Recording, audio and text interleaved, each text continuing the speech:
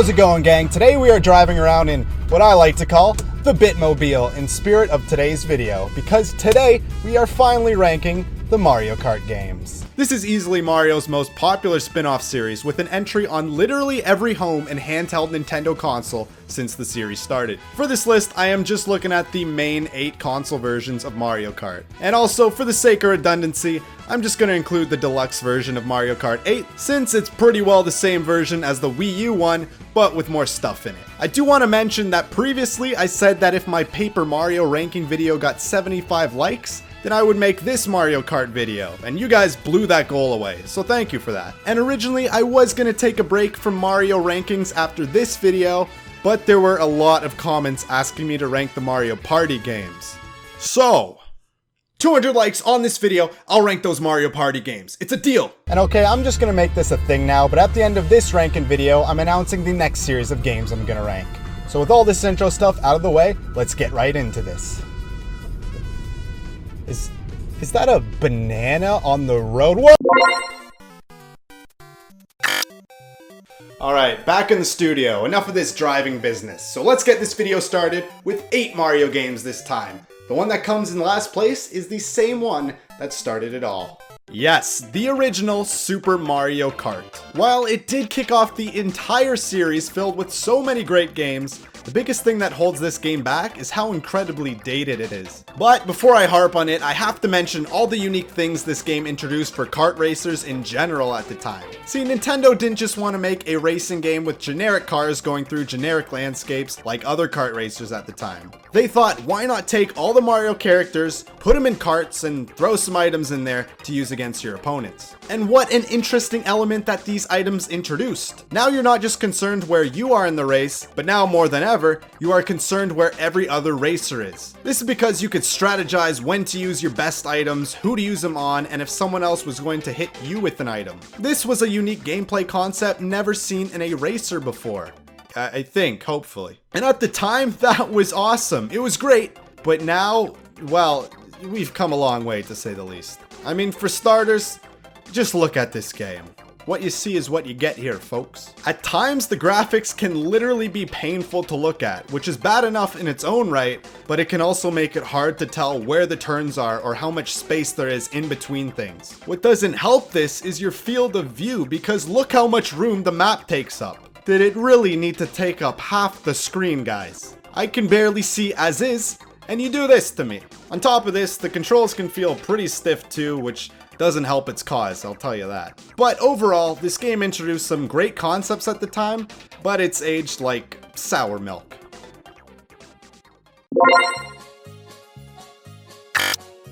So we just looked at the first home console version of Mario Kart, but what if you're on the move? Well, why don't we look at the first handheld version of Mario Kart?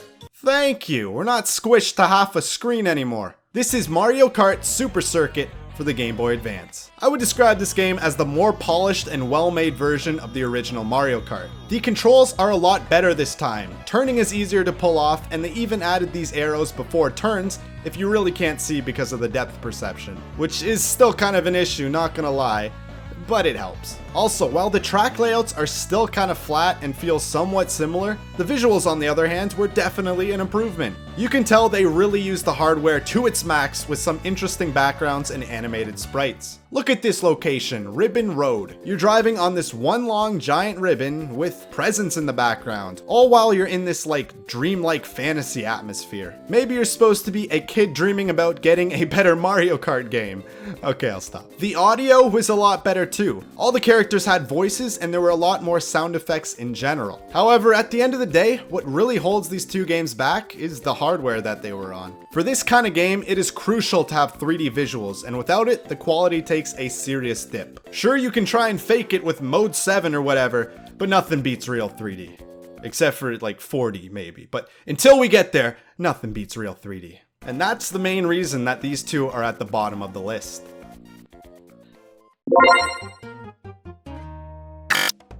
Now that the 2D games are out of the way, we just have the 3D versions left. And we started off by looking at the first home console version, then the first handheld version, and now the first 3D version.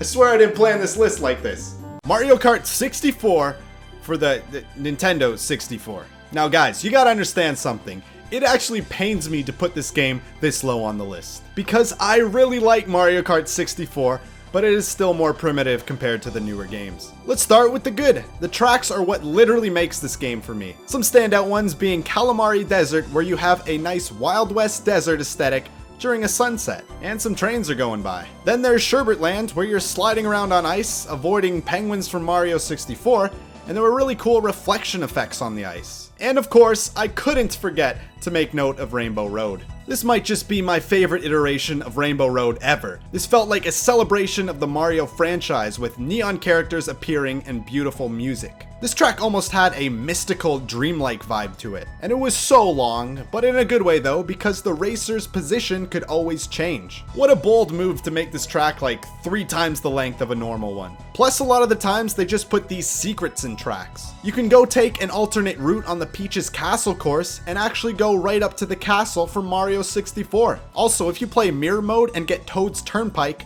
well, now the cars are mirrored too and come right at you. The only other mode really was the battle mode, and the tracks were pretty solid in this mode too, just not as good as the main ones. Definitely a fun mode to play with friends. And that's really about it for this game. Because it was on the Nintendo 64 and there were so many racers moving around, they had to use 2D sprites and they mixed it with a 3D background. And because of this, well, the characters kinda look like ass, which is jarring to look at nowadays. But overall, this game still does provide simple, emphasis on simple, Mario Kart fun.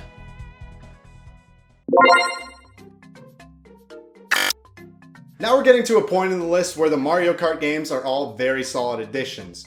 We're also getting to a point where Nintendo ran out of subtitles for the game and just started using numbers. Yes, Mario Kart 7, the first game to use this new naming convention, and the first Mario Kart on the 3DS. As well as the only Mario Kart on the 3DS. Regardless, it was a really polished handheld version. It felt great to control, and all the tracks played out pretty well. The new feature this time around was the addition of flying and going underwater, a concept totally unique to racing games that has never been done before. Okay, it wasn't all that much, but it provided unique hints to tracks that made it more interesting to repeat the races. Maybe there's an alternate water route, or different places to land on your glider. Who knows? The game's visuals looked really good at the time too, especially since it was on a handheld version. I remember thinking that this game looked as good as the Wii one, which was the home console version of Mario Kart when this game came out. What a time it was before the Switch, eh? Some of the best tracks in this game were Music Park, where you could play the piano, Woohoo Island, which was the hub world in Wii Sports Resort, and a really great version of Rainbow Road, complete with Saturn rings and a moon landing. But at the end of the day, when playing this game, I eventually just kind of thought, well, this is Mario Kart. While fun, it doesn't really do anything necessarily better or that different compared to previous versions like the Wii one or GameCube. And a lot of the features in those versions were stripped out or removed in this game, leaving really only the Grand Prix and Battle modes. There were literally no extra side modes, which was pretty disappointing. All in all, this game was a very solid addition, but didn't really do that much to innovate or change the series in any way. It was just Mario Kart.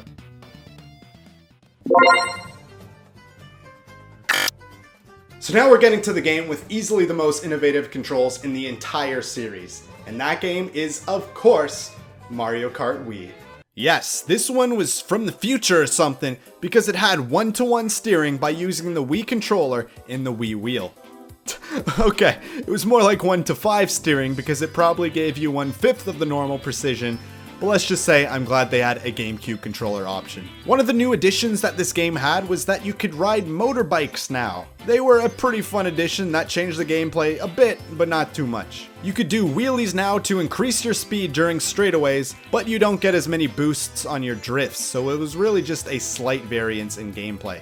You mainly just chose them to look cool, let's be honest. Maybe this game should have been called Mario Kart and Bikes Wii, but it doesn't necessarily roll off the tongue that well, so that's understandable. Some of the standout tracks in this game were Coconut Mall, where you were riding up escalators and cutting through stores, Wario's Gold Mine that had a really interesting aesthetic and perfectly fit Wario, and Maple Treeway because I just like fall.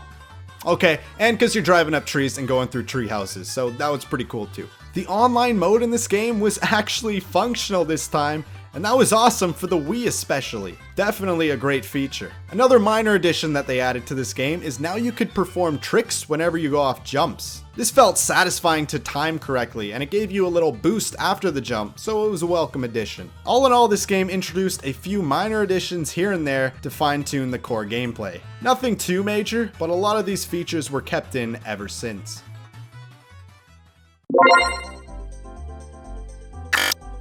So we're starting to run out of games with only 3 contenders left, and I will say that these games are all fantastic in their own right. But the game that has to be knocked out first is Mario Kart DS. Yeah, this game is like the best handheld Mario Kart. You could tell they really wanted to make a great Mario Kart with the amount of effort they put in this. This was a huge leap for the handheld Mario games, considering that the last one was in 2D and was very basic. I find this game controls a bit different than the other Mario Karts. It takes more skill this time to master the drifting and how each of the cars feel. Also, all of the characters felt really different from one another, which was good. When I chose a big guy, I could easily push people away, but felt slower on the turns. And to contrast, when I was a small boy, I could turn easily, but got tossed around more. This just led to more strategies when choosing a character. Also, for the first time ever and since, there was a mission mode. Why hasn't this returned? It was a great little mode to have in this game that provided unique challenges for you to complete. And it even had boss battles. Like, what? When have you ever seen this in Mario Kart? Bring them back already! The DS version had some really standout tracks as well. Like, they turned the airships from Mario 3 into a track. It starts with you boarding the ship and then exploring the various areas in the ship. And I cannot mention this game without talking about the Waluigi's pinball track. Such a simple concept, but a very effective one. You're a literal pinball. You start by being launched up the machine, then move through the track with your other pinball brothers, and end in a big area with a bunch of bumpers and balls flying around, just like an actual machine. Even the boost pads and other sound effects were all changed to have a more pinball arcade sound, just for this one track. This is what I mean about them really putting effort into this game.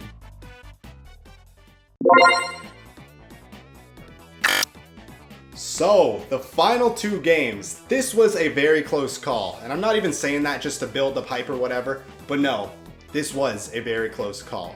The game that is going to take the second place spot is Mario Kart Double Dash. Like the title implies, there is double of everything. Double item boxes, double characters on your cart, well, actually, that's about it. But these small changes really add a unique twist on the main gameplay. See, each of your characters could store items now. So if you got a boost mushroom or something, you could save it in one slot and still collect item boxes in the other. This makes item management a lot more important in the game. Also, there were these like double item boxes which gave you 2 items, but they were strategically placed on longer paths like the edge of curves to give players a bigger payout for taking the longer way. This just provided an extra layer of strategy in the game. Also, you know, it's just neat that you can choose 2 characters at once now. You can build a cool-ass squad to ride around in your cool-ass whip, yo. It was fun to mix and match the various character combinations, okay? Something I would really like to see brought back, even if it's just like an extra mode or something. I really enjoyed the pace of this game too. It just seemed a lot faster when driving and making turns. Plus, even when you get hit by an item, you still keep some of that momentum, so it's not as annoying, unlike the games where it brings your pace to a halt. Some of the greatest tracks in this game were DK Mountain, where you got shot up the mountain, then drove down the side with various bumps and turns. Daisy Cruiser, where you're literally just on this cruise ship going through the various decks. And of course, Baby Park. There has literally never been another track quite like this one. Really not much to it. It's a tiny track that just brings pure chaos, especially with the double items in this game. Double Dash was probably the most unique Mario Kart and a fantastic game to play in a party.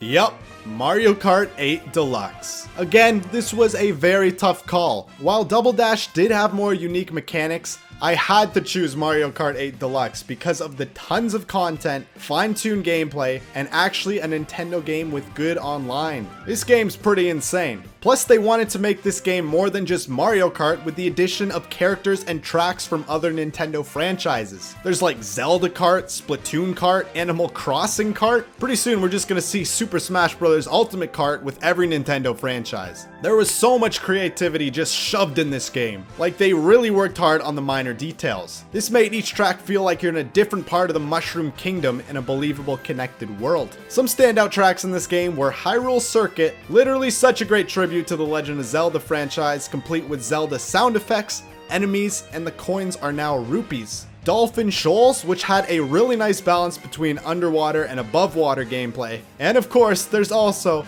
Mount Wario that had so many different parts to it. You start off in a plane that drops you at the peak of the mountain, then you go through some caves, on the side of a dam, through a forest, and finish with a skiing section. What a track! Plus, there were just so many different cups, tracks, and characters in this game, more than any other Mario Kart. There was a grand total of 41 characters and 48 unique tracks. That's crazy. I know this was partly because it had all the DLC from the Wii U one in this game, but it still was sold as the same price as a normal Switch game, so we count those. Plus, yes, this game fixed one of the biggest flaws in the original, being the battle mode, so that was very much appreciated. And those are my thoughts on the Mario Kart games. So now that we're done ranking this video, it's time to move on to a new set of games to rank. And the next series that I'm going to be ranking is... Wait a sec. What is that?